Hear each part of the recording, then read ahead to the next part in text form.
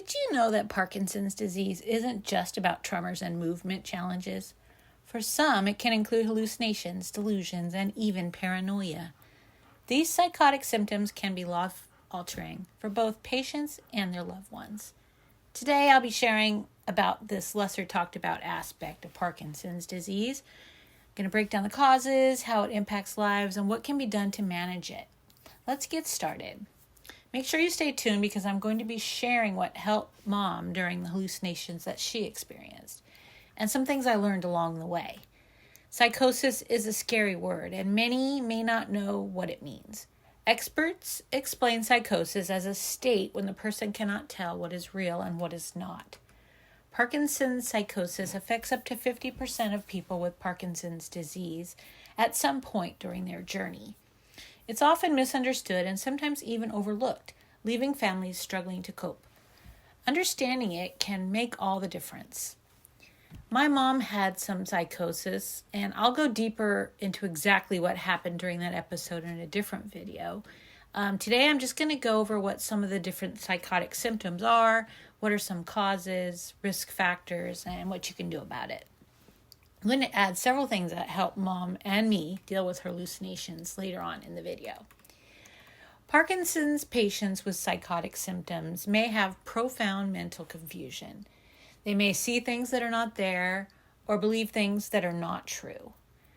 What exactly is meant by the term psychotic symptoms or Parkinson's psychosis?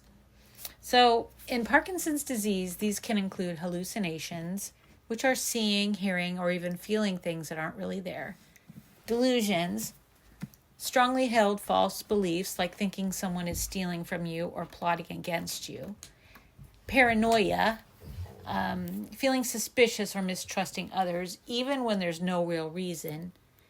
Disordered thinking is another common symptom of psychosis. It refers to the difficulty a person has in making sense of information. This difficulty leads to confusion.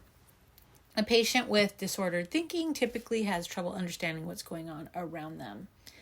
There's a mix of biological and external factors that create a perfect storm for these challenging symptoms.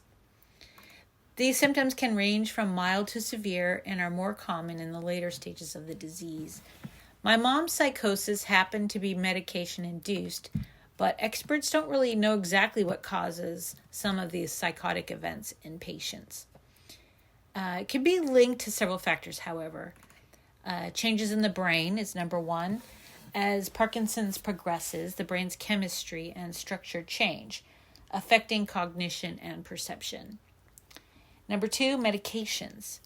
Dopamine therapies, which are essential for managing movement symptoms, can sometimes trigger or worsen psychotic symptoms, as well as some other Parkinson's medication.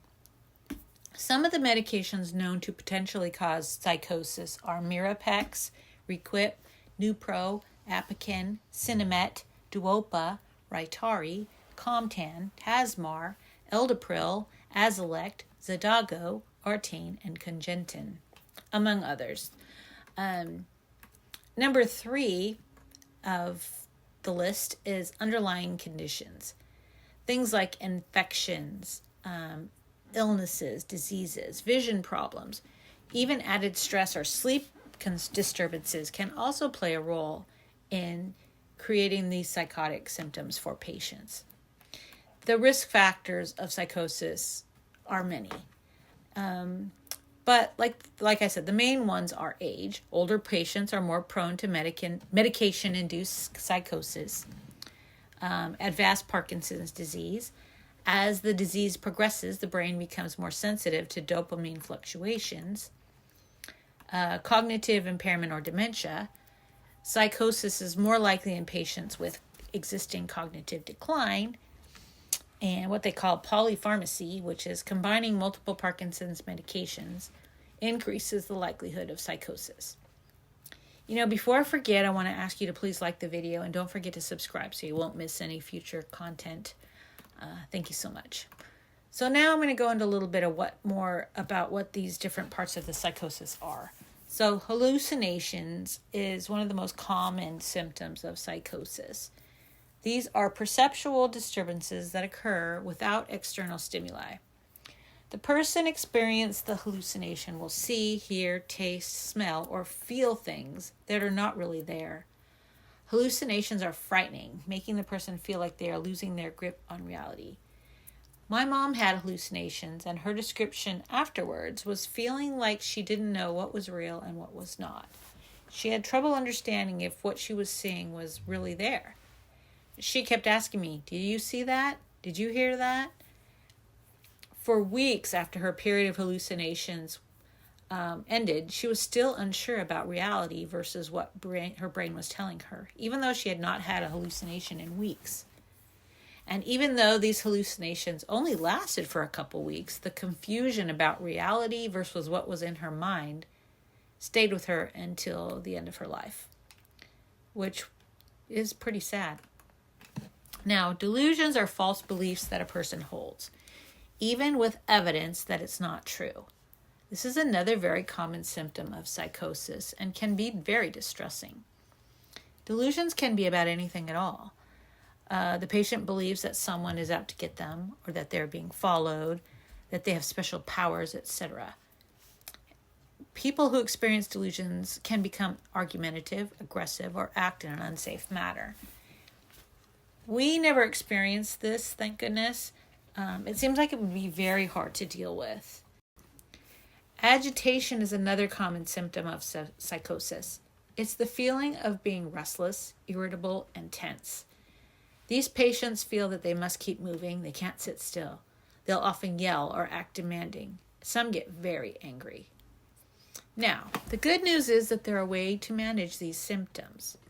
We never really tried any of these things because at the time I really didn't know what to do. And Mom's doctor was not very helpful. So number 1 is talk to your doctor. Always report any new symptoms. Adjusting medications can often make a big difference. This is what ultimately helped get rid of the hallucinations for Mom, but it was very difficult to get any information from her doctor, and it was only after many, many calls that we finally got to this determination. Number 2, non-medical interventions. So reducing stress, improving sleep, and creating a calm environment can help. Cognitive behavioral therapy has been proven to help with anxiety and can teach coping skills. Mindfulness and relaxation techniques can help too. Things like meditation, yoga, and breathing exercises can help. Mom never really wanted to try any of these things, as I had read about them and tried to explain how I use these things to calm myself. She had no interest. Okay, number 3, medications specifically for psychosis. Now, there are drugs that are FDA approved to treat Parkinson's psychosis and psychosis in general. But according to the experts, you need to be very careful with these medications as they can interact with the Parkinson's medication and reduce their efficacy. Or some cause some very dangerous side effects. So make sure you talk this over greatly with your doctor before deciding to take any of these medications. Number 4 is support groups and therapy. Caregivers and patients alike benefit from connecting with others who understand. Even just talking to another person going through the same things can definitely help. Now, my mom found a lady at her assisted living who also had Parkinson's disease. They chatted a few times, and I think it helped Mom to realize that she's not the only one suffering with this disease. This friend of hers actually had many more symptoms and many more cognitive problems than Mom did. So Mom felt like she was helping this friend by giving her someone to talk to, and in turn that helped Mom feel like she was doing something positive. So just talking to other people who understand what you're going through always helps. Now, why does Parkinson's disease cause psychosis in some patients and not in others? There are several reasons, but mostly because the disease itself acts differently in each person. It changes the brain chemistry in many different ways. The symptoms of psychosis typically occur in those with Parkinson's associated with cognitive impairment or dementia, but not always. Mom didn't have impairment or dementia. Some Parkinson's drugs can also cause psychosis, as well as some medical conditions like strokes or infections. I believe the medication that they changed my mom to is what caused her psychosis, because once she was put back on her original medications, the hallucinations disappeared and never returned. So I think that was my mom's cause, but there are many different causes, and each person is so different that you really just need to work with your doctor to figure out the cause and what you can do about it. According to some experts in the field, psychosis comes and goes, and sometimes they don't know why. It's important to stay calm and not agitate the patient. Now, I have a few things that help with my mom that you may want to try. But before I list those things, if you're a caregiver of a Parkinson's patient with psychosis, remember that it's not your fault or their fault, and it's okay to ask for help. Make sure to take care of yourself and take time away from the patient so that you can deal with them more effectively. Take a break. You need a break. You need some time for yourself. You need to make sure that you're fully cared for yourself before you can care for someone else. Lastly, understanding the symptoms so that you can ease your frustration and build compassion for the patient. So here is what I found that helped Mom and me during the hallucinations that she was experienced. Now, let me tell you, this was a short period of time, thank goodness. My mom only had them for a few weeks. She did not suffer from delusions or any other psychosis, but she did have visual and auditory hallucinations for the period of about 3 weeks to a month, during a time when the insurance company made her change medications. Anyways, I'm going to do a whole other video on it, but anyways, here is what I found that helped Mom. Number 1, stay calm and act as normal as possible. I believe this helped de-escalate Mom's fear or agitation from the situation. She was not afraid of the hallucinations. She called them angels, and she even told me later that she enjoyed some of them. The auditory hallucinations, however, were more bothersome to her. So the visual hallucinations were, like I said, were little angels that she said were visiting.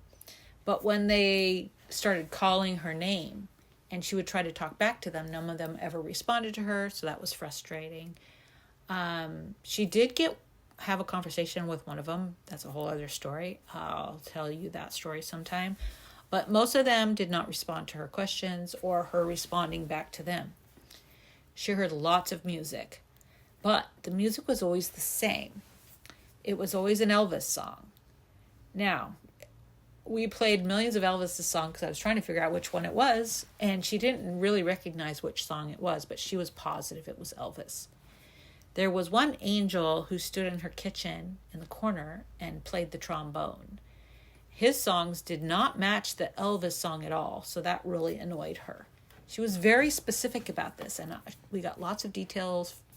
It was very interesting to me, actually. Number 2, remember that it's not their fault. Psychosis are symptoms, and the patient has no control over them. Don't make them feel bad don't make them feel stupid. Don't make them feel like they're wrong. Just let them have their experience. And number 3, don't argue with them. Validate their feelings. Don't lie and say that you also see the hallucination. Instead, say things like, I know you see the angels and that may be upsetting to you, but I don't see them. After a few times, she understood that I did not see what she was seeing and that it was in her brain and it was a hallucination. I was very matter of fact with her, and I think that helped. Allow them to talk, number 4, and share what they're experiencing. Mom appreciated that I listened and allowed her to detail what she was seeing and hearing. Number 5, distraction. This sometimes works to take their mind off of it and focus on something else. So you can offer to look at pictures, go for a short walk, listen to music, watch a movie, have a snack, go for a drive, whatever. Just change the scenery, change what's going on. With Mom, I found snacks, especially sweet snacks, and watching game shows, especially game shows, helped pull her out of it. Or old comedy shows like The Lucy Show. We found a Carol Burnett show. And some of the old, just hilarious sitcoms would pull her out of it sometimes. Number 6, keep the room as bright as possible, as to keep the shadows away. They say the shadows will stir something in their brain. So I left every single light on during Mom's hallucinations. This alone didn't make them go away, but it did help calm her. She didn't seem agitated. So the next thing, number 7, make sure that the paths in the home are clear of clutter or items that they could trip on. On more than one occasion, Mom would just get up and run down the hall, chasing one of the angels. So I needed to make sure that she had a clear path and she wasn't going to trip on anything. Another strange thing is my mom had spinal stenosis, very bad arthritis in her back. She was very weak. Yet, when she was having these hallucinations, she literally would run up and down the hall. It was interesting. The brain is an amazing thing. Okay, number 8. Mom also liked it when I held her hand or sat real close to her. The physical contact helped. And she has this electric blanket that my daughter gave her that she absolutely loved. When she had that on and the heat was on and she was all cozy in her chair, she could easily fall asleep. And that eased her confusion, and she would usually wake up feeling fine. So that's another thing that helped. Number 9, keep a journal. Keep a list of things that may have triggered the hallucination, whether it was food, a visitor, an appointment that you went to, specific noises, the time of day, etc. I pretty much knew hers was medication induced, after the first week or so. But I still kept a record of them, and I even recorded some of them on my phone. I thought the doctor might want to hear them, but he really could care less. I still haven't listened to them. They are on my phone. I lost my mom back early September of this year, and I really want to listen to them, but I kind of don't. But I do have them. Number 10, the final thing that miraculously worked wonders for us. Coincidence, maybe. I saw a YouTube video about how it can help to give the patient power over the situation. Mind over matter sort of thing. I told Mom to ask the angels to leave. Tell them that she needed a break and would like them to go away for a while. She had just like a short conversation with them about how she loved their visits, but just really wanted her mind to rest. And if they could go away for a few days, that would be great. Well, you know what? They went away and never returned. At this point in the game, her hallucinations were already getting further and further apart as we had stopped the carbidopa-levodopa meds. And as it was leaving her system, I think her brain was slowly returning back to normal. But I think it taught her that she had power over some of it, which I think helped her cope. The angels never came back after this. She did have a few episodes of confusion towards the end. And on some days when she was overly stressed or overly tired, she would hear the Elvis music. But the angels never returned. When she was in the hospital, on hospice, waiting for the end, I asked if she wanted to ask the angels to come back to guide her to heaven. She said she had already asked them to come, and she was hoping that they would. She fell asleep shortly after that, and the end came shortly after that, so I am not sure if they ever returned. I hope they did, because she wanted them to come. So, in conclusion, psychosis and Parkinson's disease can be daunting, but with the right knowledge and support, it doesn't have to feel like the end of the road. If you found this video helpful, please give it a thumbs up and share it with someone who might need it. And don't forget to subscribe for more content on Parkinson's and Mom's experiences. Let's keep the conversation going in the comments. I'd love to hear your thoughts or questions. Take care, stay healthy, and I'll see you in the next video. Thanks again for watching.